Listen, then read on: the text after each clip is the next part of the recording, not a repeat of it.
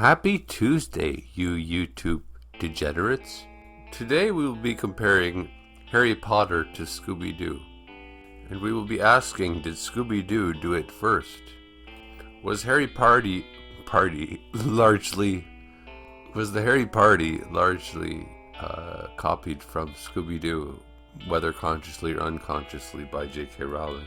My point here is to pick at these youngsters who are amazed by something, and then as a 47-year-old myself, I'm just like, no, that wasn't the first time it was done. They're copying that. So my first inkling that Harry Potter was copying, or at least doing the same thing that Scooby-Doo did, was Mad-Eye Moody at the end of the Goblet of Fire. They tear his mask off, and then, it wasn't Mad-Eye Moody, it was this guy. And he's like, and I would have got away with it too if it wasn't for you damn kids. And I guess that would be another similarity. It's just like Scooby-Doo. It's these damn kids that are foiling the plot of the adults. Now I will ask ChatGPT about similarities between Scooby-Doo and Harry Potter. I really don't know what to expect, but my prediction is that there's a lot. I mean, already the story of every Harry Potter book is, and I read them. I liked them very much. So, but the kids are running around trying to find out who did what, who done it. It's kind of like a little detective mystery. And then at the end, you find out it's so and so, but you thought it was so and so. Okay, so I'm just gonna read out what it says here. Scooby-Doo, a team of teenagers and a talking dog solve mysteries involving supernatural threats. Harry Potter, Harry, Ron, and Hermione constantly investigate strange occurrences at Hogwarts, often involving hidden identities or magical conspiracies. Both series focus on youths discovering hidden truths that adults overlook or misunderstand. Okay. Scooby-Doo, ghosts, monsters, and curses are almost always people in disguise. Harry Potter, many magical threats, such as the Chamber of Secrets monster, the Half-Blood Prince mystery, Sirius Black's backstory, aren't what they seem. The twist in both often involves misdirection, disguise, or misunderstood villains. Okay, both are full of spooky, atmospheric locations. That's not good enough. Reoccurring archetypes, nerdy genius, Velma, and in Harry Potter, Hermione. Cowardly comic relief, Shaggy and Scooby, who is Ron early on in Harry Potter. The leader, Fred, in Scooby-Doo. In Harry Potter, it's Harry. Pretty and smart, Daphne, and in Harry Potter, it's Ginny, or Luna, to a degree. Masked villains, criminals in disguise in Scooby-Doo.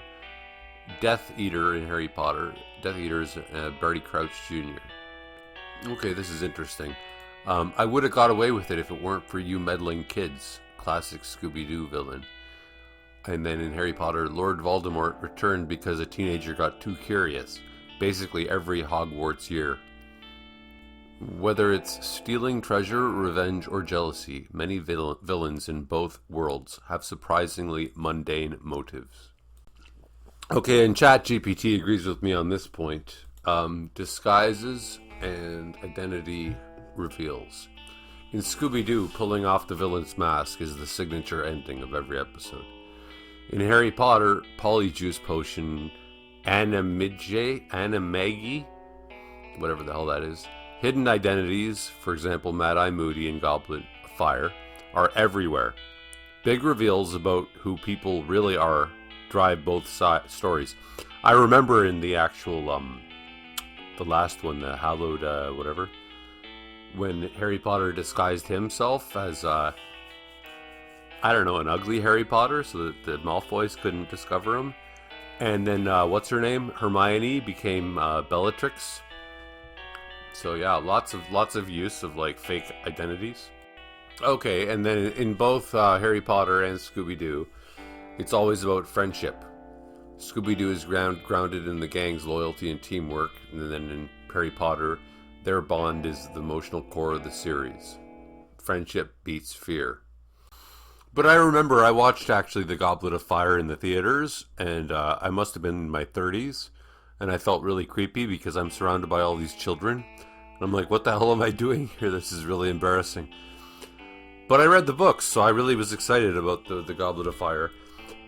And I think it clicked at a certain point after that like after Mad-Eye Moody basically had his mask ripped off, and he was Barty Crouch. And he's basically like, I would have got away with it too if it wasn't for you kids. I'm like, this is Scooby-Doo. I just figured out Harry Potter. It's just Scooby-Doo. And the more I think about it, the prisoner from Azkaban. Okay, so you think that Sirius Black is the villain, but then you find out he's actually a good person. So it's a lot of this like misdirection, and like the villain isn't the guy you thought he was. And that's basically the essence of Scooby-Doo. Now, I have a lot of love for Harry Potter in the sense that when I read The Deathly Hallows, I actually cried at a certain point reading the book, which is rare for me. And Harry Potter has some wonderful, I think, really artistic and, great elements to it. But the childhood dramas are very boring. They're very annoying. You just want to skip past them. So-and-so has a crush on so-and-so. And so I would say the worst of Harry Potter is the Scooby-Doo elements. Just take that out. Just cut it out. Anyhow, the purpose of this series that I want to do, Out with the New, is where I identify things that people think are original, but they've already been done before.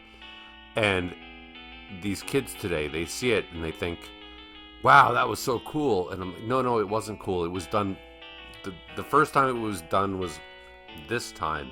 But the new modern filmmaker or whatever, artist of whatever kind, sometimes often musician, they steal the song. They stole the song from so and so, but meanwhile they get all the credit, and it's like no, it wasn't original.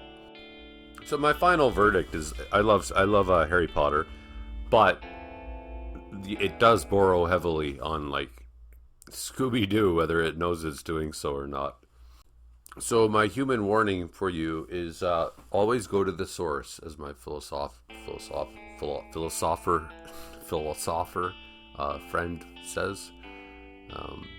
Always go to the source. Start with Plato, because a lot of the ideas and the things that you see in movies, that's not the first time they were done. So don't be too amazed. Go to the source and be like, oh, that's when they first did that. My favorite example, there's a lot of TV shows, cartoon shows, where, suddenly Homer Simpson or somebody will just jump out the window, right? And it's very funny because they just freak out and they just jump out the window. And the first time I know of that happening was in The Wizard of Oz, when the wizard actually scares the living crap out of the lion, and the lion just runs down the hall and just jumps through the window, and it is hilarious. So I take back what I said earlier about Happy Tuesday. No, have a terrible Tuesday. I hate you, and please don't subscribe.